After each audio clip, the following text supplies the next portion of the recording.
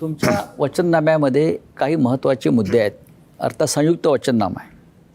काल देवेंद्र फडणवीस यांनी सांगितले की आम्ही मुंबई झोपडपट्टी मुक्त करू. म्हणजे काय करू? अडाणी युक्त करू. आज धारावीमध्ये जे चाललंय पात्र अपात्रचा खेळ करून धारावीच्या निमित्ताने अर्धी अधिक मुंबई जवळपास अडाणीच्या घशात टाकल्या असं म्हटलं तर ते वावगं नाही आहे. मुलुंडपासून सुरुवात होते. कांजूरची मिठागर टाकलेत, दहिसरचं टाकले, कुर्ला मदर डेअरी टाकले. सगळी मुंबई जी आहे ती म्हणजे ही सगळी झोपडपट्टी तिकडे हलवायची आणि धारावीला मोठे टॉवर बांधायचे. मग आपल्याकडे काय राहिलं? नाही त्या टॉवर बांधल्यानंतर आपल्या राजा एक लक्षात नाही आलं, धारावीच्या बगलेमध्ये बुलेट ट्रेनचं स्टेशन अहमदाबादला जाणार कसं काय? मग राहणार आहेत कोण तिकडे? तेच तर सांगतो ना मी तेच सांगतो. हे एवढं दूरदृष्टीने करतायत हे. मग काय झोपडपट्टी मुक्त म्हणजे अडाणी युक्त करतायत. जसं ते काँग्रेस मुक्त करणार होते तसं आता काँग्रेस युक्त भाजपा झाला. आणि दुसरं आपल्या वचननाम्यामध्ये 3 महत्त्वाचे मुद्दे आहेत. बाकी आहेत ते सगळे आहे ना, वचनामा पण आणलंय. हां, त्यातलं आपण 5 वर्षामध्ये 1 लाख स्वस्त घरं देणार आहात असं पण आपलं त्याच्या आधी विकासावरती जे बोलायचं म्हणतायत, कोस्टल रोड आम्ही करून दाखवलं की नाही दाखवलं? दाखवला ना. शिवसेना प्रमुखांच्या नावाने एक धरण बांधून दाखवलं की नाही दाखवलं? 500 फुटापर्यंतचा मालमत्ता कर आम्ही रद्द करून दाखवलं की नाही दाखवला? BST सेवासुद्धा आम्ही सुधारून दाखवली होती की नव्हती? जसं महेशजींनी विचारलं, शाळा सुधारून दाखवल्या होत्या की नव्हत्या? आणि अनेक कामं जी आहेत, जसं अटल सेतू आहे, हा काँग्रेसच्या काळात सुरू झालेला प्रकल्प आहे. पहिला गर्डर मी मुख्यमंत्री होतो तेव्हा, आणि मी ते काम बंद नाही पडलं. विलासराव देशमुखांच्या नावानं जो फ्रीवे आहे संपूर्ण, तो काँग्रेसच्या काळात निर्माण झालेला आहे. मेट्रोचं सुद्धा पायाभरणी ही मनमोहन सिंगांनी केलेली आहे. आर्थिक केंद्र मनमोहन सिंग देणार होते मुंबईला, जे यांनी गुजरातला नेलं. तर हे 1 लाख स्वस्त घरं आहेत. तुम्ही घरकाम करणाऱ्या महिलांना 1,500 रुपये देणार आहात. मग ह्या तुमच्या लाडक्या बहिणींचीच योजना आहे. सरकार 1,500 देत आहे, आपण 1,500 देत आहे. पण बहिणीचे लाड आम्ही केले तर तुम्हाला काय प्रॉब्लेम आहे? नाही. आणि दुसरं आहे की मोकळ्या आणि मोक्याच्या ज्या जागा आहेत त्या बिल्डरांच्या घशात जाण्यापासून आपण रोखणार, अशी अनेक काम. त्याच्यावरती आता सरकारच्या पक्षाचं फार महत्त्वाचं म्हणणं आहे, केंद्रामध्ये आमची सत्ता आहे, महाराष्ट्रामध्ये आमची सत्ता आहे, राज्यकर्ते आम्ही आहोत, या योजनांची अंमलबजावणी आम्ही ह्यांना करू देणार नाही.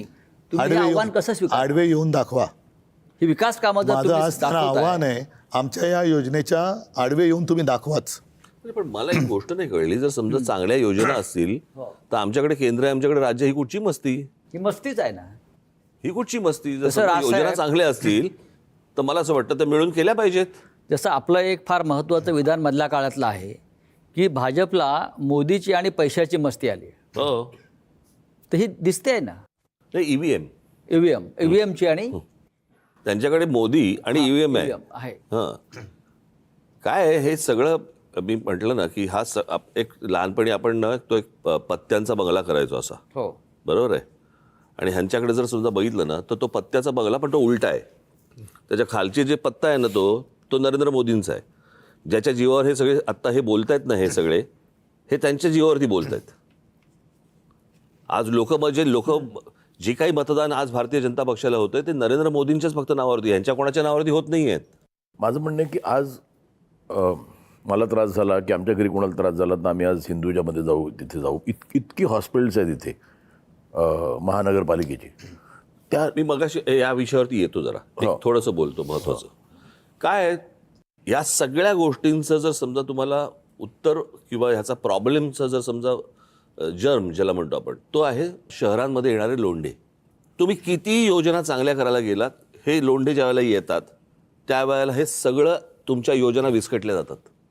तुम्ही रस्ते केलेत की त्याच्यावरती तुम्ही चांगले रस्ते केलेत, त्याच्यावरती एक्स्ट्रा गाड्या येणार, कारण लोंढे माणसं जास्ती आली, इमारती जास्ती येत आहेत.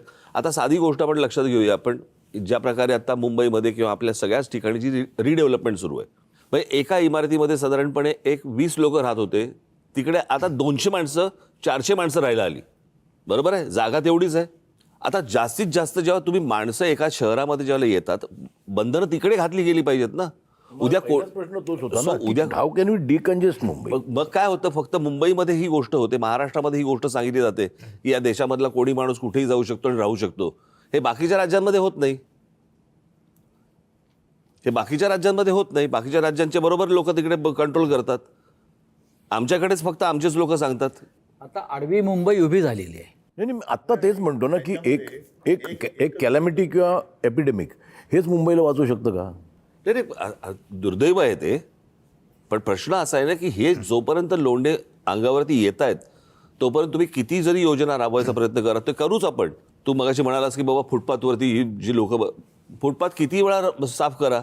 नाही, जसं मला वाटतं मी पार्किंग लावतो म्हणजे मला तुमचा हक्क नाही, मला मी पार्किंग लावलं, तुम्ही मला पैसे घ्या. एक मिनिट, आता मला जागा दाखवा. मी आता ह्या गोष्टीला साधारणपणे 4-1 महिने झाले असतील, 4-5 महिने झाले असतील, मी मुख्यमंत्र्यांना भेटलो होतो एक योजना घेऊन. ही वाहतुकीची वाचली होती. ती पार्किंगची योजना होती आणि इतकी सिंपल योजना आहे ती, ज्याच्यामध्ये मी त्यांना सांगितलं होतं की काही महत्वाचे मोक्याचे मैदानं काढा. बरोबर, त्याच्यावर त्यांनी मला हे पण सांगितलं होतं की आपण पायलट प्रोजेक्ट म्हणून मुंबई आणि 2 उपनगरात मैदानांच्या खाली 500 ते 1000 गाड्यांचं पार्किंग, वरती मैदान तसे तसं असे जर जोपर्यंत तुम्ही पार्किंगचे लॉट्स करत नाही तोपर्यंत रोजच्या रोज गाड्या आदळतच आहेत. तुम्ही रजिस्ट्रेशन किती गाड्यांचं होतं रोजचं या शहरांमध्ये एकदा बघा आकडे त्याचे. आणि फुटपाथला जर समजा आपण पिवळा आणि काळा म्हणजे फुटपाथ जे असतात ते पिवळा आणि काळा म्हणजे पार्किंग आणि काळा आणि लाल दगड त्याचा तो म्हणजे नो पार्किंग, बोर्ड लावायची गरजच नाही तुम्हाला. सोप्या सोप्या गोष्टी आहेत, महिनाभरात ताबडतोब करून टाकू असं म्हणून मला सांगितलं. नाही, माझं तेच म्हणणं की मी एक कॅल्क्युलेशन केलं एक की गाड्या मुंबईच्या जेवढ्या गाड्या आहेत त्या अगदी बंपर टू बंपर उभ्या केल्या आत्ताच्या 51 लाख गाड्या, ते पण मी 6 फूट धरलं ॲव्हरेज. त्याच्यात ट्रक पण आहेत, त्याच्यात टेम्पोज पण आहेत, तर बंपर टू बंपर उभे केलं. इथपासून लंडनपर्यंत जाऊन परत 1000 किलोमीटर लाईन लागेल, कारण कंट्रोलच नाही ना. त्या गाड्यांवरनं जायला 9 तास लागेल प्लेनला. अरे म्हणूनच सांगतो ना की या सगळ्या गोष्टींवरती एक राज्यकर्ते म्हणून ज्या वेळेला मी म्हटलं होतं की या देशाचे पंतप्रधान नरेंद्र मोदी व्हावेत, खरं तर मला वाईट या गोष्टींचं वाटतं की एका माणसाकडे इतकं बहुमत दिल्यानंतर एखाद्या राज्याकडे किंवा सगळ्या देशांकडे टाउन प्लॅनिंग किंवा त्याच्या सगळ्या ज्या काही यंत्रणा आहेत ह्याच्याकडे का नाही पाहिलं जातं. नाहीच हे दर बाबा 6 महिन्याला काहीतरी निवडणुका लागल्यात, इकडे बोलतायत 6 महिन्याने इथे निवडणुका लागल्यात, इथे बोलतात. पण जे महत्वाचे जे प्रश्न आहेत याच्यावरती मला असं वाटतं की मी जो बघत होतो की बाबा ह्यांच्याकडनं काहीतरी घडेल, काही गोष्टी घडतील. आत्ताही मला वाटलं की बाबा काहीतरी गोष्टी घडतील. मूळ प्रश्नांकडे लक्षच नाही आणि त्याच्यामुळे खाली लक्ष नाही, फक्त निवडणुका बघायच्या, माणसं ढापायची, पैसे वाटायचे. कुठे त्यांचंच वाक्य होतं, कुठे नेऊन ठेवलंय महाराष्ट्र, असा महाराष्ट्र होता. बरं, लोकांच्या गरजा काय आहेत आणि अपेक्षा काय, छोट्या छोट्या अपेक्षा आहेत, छोट्या छोट्या गरजा आहेत, त्याही जर समजा लोंढ्यांमुळे जर समजा उद्ध्वस्त होणार असतील आणि नुसतंच त्या लोंढ्यांमुळे ते योजना नव्हे तर तुमचं अस्तित्व, मराठी माणसाचं अस्तित्व पण उद्ध्वस्त होणार असेल. इकडे राहणारी माणसं उद्ध्वस्त होत आहेत, योजना तर जाऊच दे. एक्झॅक्टली ना. आता हा विचार आहे ना, हा मगाशी तुम्ही मांडलात, ज्याचा त्रास मी आत्ता सहन करतोय, हा सगळ्या मुंबईकरांनी विचार केला पाहिजे. ठीक आहे, एक क्षणभर आम्ही मराठी तर आहोतच, पण जे आदळलेले लोंढे आहेत, तुम्ही मगाशी म्हणालात की पिढ्यानपिढ्या इकडे राहत आहेत, त्यांचे पण घसे बसलेत, त्यांना पण आजार पण भोगावं लागतंय आहेत. आणि तरीसुद्धा ते लोक केवळ आम्ही इथल्या लोकांची चिंता वाहतोय म्हणून आमच्या विरोधात त्रास होतोय तरी देखील भाजपला मतदान करणार असतील तर त्यांना वाचवायला भाजपवाला नाही येणार. आणि त्याच्यासाठी सोल्युशन म्हणजे याच्यावरचं सोल्युशन एकच आहे, समाज मला असं वाटतं जागृत होणं गरजेचं आहे. ते चुकत असतील तर त्यांना माफ करू नका, आम्ही चुकत असू तर आम्हाला माफ करू नका. तुम्ही योग्य लोक कोण काय करतंय याच्यावरती मतदान होणार आहे की नाही. आणि जर समजा चुकीच्याच गोष्टी करणाऱ्या लोकांच्या मागे जर समजा तुम्ही मतदान करत राहिलात तर समोरच्यांना जे चुका करतायत त्यांना कधीच कळणार नाहीत की आपल्या चुका आहेत म्हणून. उद्या वाचवायलाच कोण येणार कोण येणार. आणि माझं काय म्हणणं आहे की मुंबई आपण म्हणतो आता डेव्हलप करा, तेवढी आता क्षमता राहिलेली नाही मुंबईची. आज मुंबईचं डेव्हलपमेंट करण्यापेक्षा, FSI वाढवण्यापेक्षा आहेत त्या सुविधा चांगल्या करा. म्हणजे ट्रेनची म्हणा, मेट्रोच्या म्हणा, हे बंद करा. म्हणजे उद्या आज झोपडपट्टी बांधली की, म्हणजे आम्ही लहानपणी बघायचो की आमच्या इथे कुठे झोपडपट्टी बांधली की लगेच येऊन म्युन्सिपाल्टी ती तोडायची. आज त्यांनाही माहिती आहे, आज मी ते झोपडपट्टी बांधली की मला इथे जे काही टावर होईल त्याच्यात मला जागा मिळेल, त्यामुळे येत आहेत ना. बेसिक प्रॉब्लेम तोच आहे ना. काय मी परत तेच सांगतो ना, प्रश्न असा आहे की ज्या वेळेला तुम्ही ह्या सेवा जेव्हा सुरू करता, मेट्रो असेल, रेल्वे असेल किंवा इतर कुठच्या अजून दुसऱ्या काय मोनोरेल असेल किंवा, तुम्ही गाड्यांच्या रजिस्ट्रेशनवरती पहिल्यांदा बंधनं आणली पाहिजेत ना. ते बंदच झालं पाहिजे म्हणतो आता. पण ते होतच नाहीये ना. किंवा तुम्हाला घ्यायची असेल गाडी, ज्याच्याकडे आता एक गाडी करा येते प्रत्येक घरी. कारण मी तेच सांगतो, लंडनपासून परत येऊ शकतं 1000 किलोमीटर एवढ्या रांगा लागतात. देशांचं राज्य आपल्याला त्याच्या बघा प्रश्न असा आहे ना की त्याच्यामध्ये तुम्ही आम्ही सगळेच आलो या सगळ्या गोष्टींमध्ये. एक कायदा करा गाड्यांबद्दल, सगळे जण मानतील. काय प्रश्न येतो त्याच्यामध्ये? बरं, जेवढ्या रजिस्टर्ड रिक्षाज आहेत तेवढ्याच अनरजिस्टर्ड रिक्षाज आहेत. कोणी त्याला त्याच्यावर अनधिकृत म्हणतात. अनधिकृत आणि हं.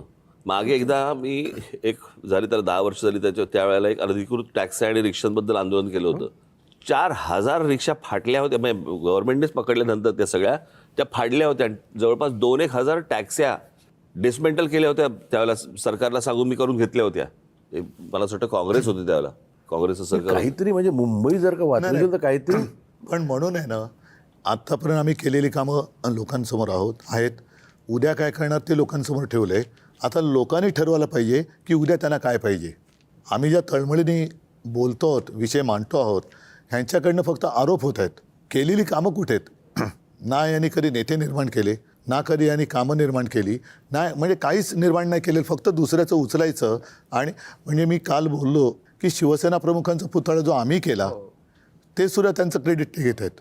मग तुम्ही आलात कशाला जन्माला आणि कशासाठी बसलात राज्यावर? फक्त निवडणूक आली का जातीपातीत धर्माधर्मात मारामाऱ्या लावायच्या, लोकांनी आंधळेपणाने मतदान करायचं, ही त्यांची अपेक्षा आहे का? अंधभक्त आहेत ना एवढ्या मोठ्या प्रमाणात. हो. हिंदुत्व म्हणजे काय आहे? अंधभक्त निर्माण करणं हे त्यांचं हिंदुत्व मला आहे. आता काय वाटतं माहिती, ही महानगरपालिकेची निवडणूक मला असं प्रामाणिकपणे वाटते की